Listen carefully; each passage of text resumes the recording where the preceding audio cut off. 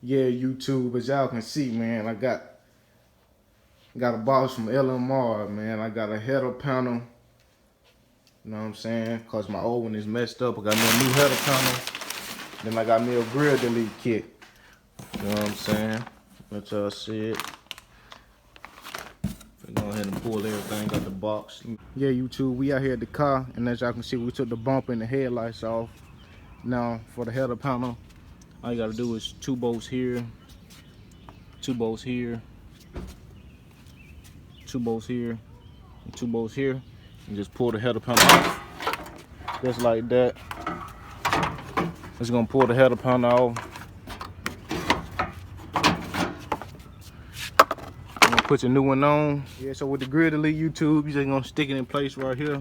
Yeah, YouTube, they gave you 2 screws. You put one in place right there, and the other one in place right there. Y'all can see, YouTube. You put this little piece on, and then you put the bumper and the headlights back on. Now I'm finna put the little emblem on, and that'll be about it. Yeah, YouTube, as y'all can see, you know what I'm saying, it's a big difference in the copper bumper and the Grille delete.